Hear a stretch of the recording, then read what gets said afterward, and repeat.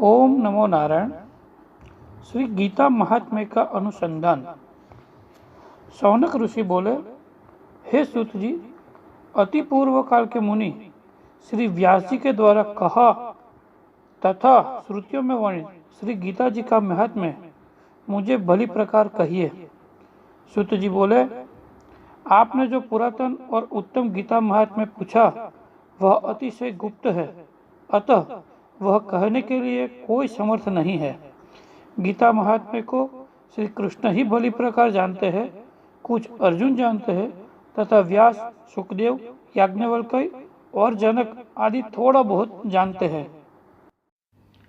दूसरे लोग कर्णोपकर्ण सुनकर लोक में वर्णन करते हैं। अतः श्री व्यास जी के मुख से मैंने जो कुछ सुना है वह आज कहता हूँ। जो अपने आप श्री विष्णु भगवान के मुख कमल से निकली हुई है, गीता अच्छी तरह कंठस्थ करना चाहिए। अन्य शास्त्रों के संग्रह से क्या लाभ। गीता धर्ममय, सर्व ज्ञान के प्रयोजक तथा सर्व शास्त्रमय है, अतः गीता श्रेष्ठ है। जो मनुष्य घोर संसार सागर को तैरना चाहता है उसे गीता रूपी नौका पर चढ़कर सुखपूर्वक पार होना चाहिए। जो पुरुष इस पवित्र गीता शास्त्र को सावधान होकर पढ़ता है वह भय, शोक आदि से रहित होकर श्री विष्णु पद को प्राप्त होता है। जिसने सदैव अभ्यास योग से गीता का ज्ञान सुना नहीं है, फिर भी जो मोक्ष की इच्छा करता है वह मूढ़ात्म बालक की तरह हंसी का पात्र होता है। जो रात दिन गीता शास्त्र पढ़ते हैं अथवा इसका पाठ करते हैं या सुनते हैं, उन्हें मनुष्य नहीं अपितु निसंदेह देव ही जाने। हर रोज जल से किया हुआ स्नान मनुष्य का मैल दूर करता है, किंतु गीता रूपी जल में एक बार किया हुआ स्नान भी संसार रूपी मैल का नाश करता है। जो मनुष्य स्वयं गीता शास्त्र का पठन पाठन नहीं जानता है, जिसने अन्य लोगों से वह नहीं सुना है, स्वयं को उसका ज्ञान नहीं है, जिसको उस पर श्रद्धा नहीं है, भावना भी नहीं है, वह मनुष्य लोक में भटकते हुए शुकर के जैसा ही है। उससे अधिक नीच दूसरा कोई मनुष्य नहीं है, क्योंकि वह गीता को नहीं जानता है। जो गीता के अर्थ का पठन नहीं करता, उसके ज्ञान को, आचार को, व्रत को, चेष्टा को, तप को और यश को धिक्कार है। उससे अधम और कोई मनुष्य नहीं है। जो ज्ञान गीता में नहीं गाया गया है वह वेद और वेदांत में निंदित होने के कारण उसे निष्फल, धर्म रहित और आसुरी जाने। जो मनुष्य रात दिन सोते, चलते, बोलते और खड़े रहते हुए गीता का यथार्थतः सतत अध्ययन करता है वह सनातन मोक्ष को प्राप्त होता है। योगियों के स्थान में, सिद्धों के स्थान में, श्रेष्ठ पुरुषों के आगे, संत सभा में, यज्ञ स्थान में और विष्णु भक्तों के आगे गीता का पाठ करने वाला मनुष्य परम गति को प्राप्त होता है। जो गीता का पाठ और श्रवण हर रोज करता है उसने दक्षिणा के साथ अश्वमेघ आदि यज्ञ किए ऐसा माना जाता है।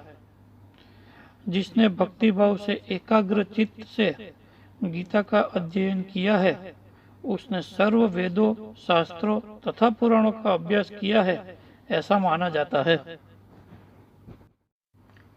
जो मनुष्य स्वयं गीता का अर्थ सुनता है, गाता है और परोपकार हेतु सुनाता है वह परम पद को प्राप्त होता है।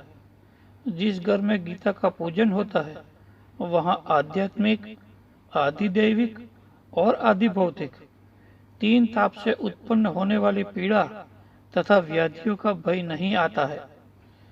उसको शाप या पाप नहीं लगता, जरा भी दुर्गति नहीं होती और 6 शत्रु काम, क्रोध, लोभ, मोह, मद और मत्सर देह में पीड़ा नहीं करते। जहाँ निरंतर गीता का अभिनंदन होता है वहाँ श्री भगवान परमेश्वर में एकनिष्ठ भक्ति उत्पन्न होती है। स्नान किया हो या न किया हो, पवित्र हो या अपवित्र हो, फिर भी जो परमात्मा विभूति का और विश्व रूप का स्मरण करता है वह सदा पवित्र है।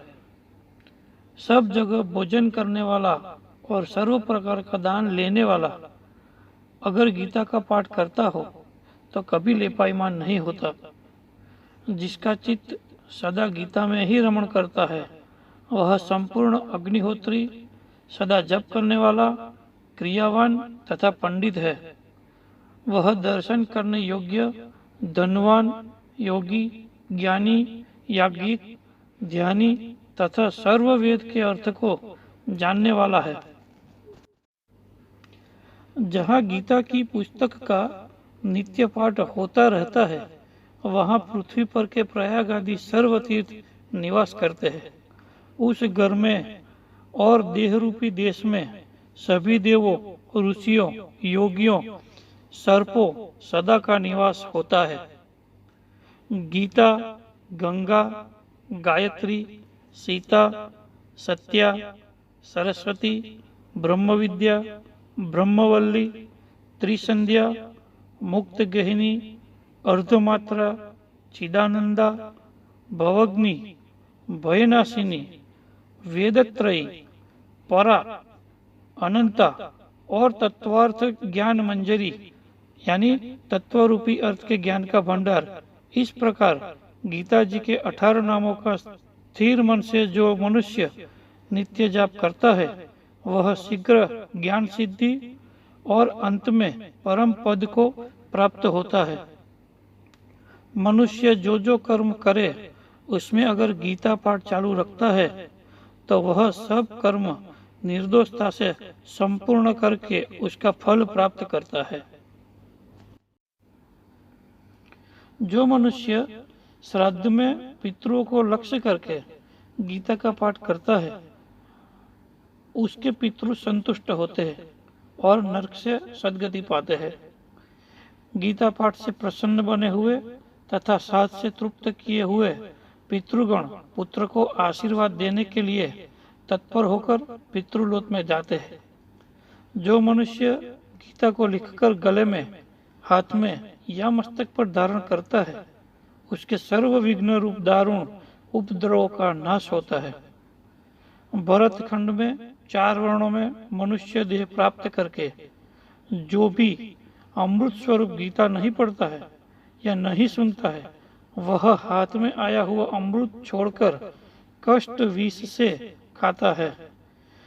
किंतु जो मनुष्य गीता सुनता है, पढ़ता है तो वह इस लोक में गीता रूपी अमृत का पान करके मोक्ष प्राप्त कर सुखी होता है। संसार के दुखों से पीड़ित जिन मनुष्यों ने गीता का ज्ञान सुना है उन्होंने अमृत प्राप्त किया है और वे श्री हरि के धाम प्राप्त होते हैं।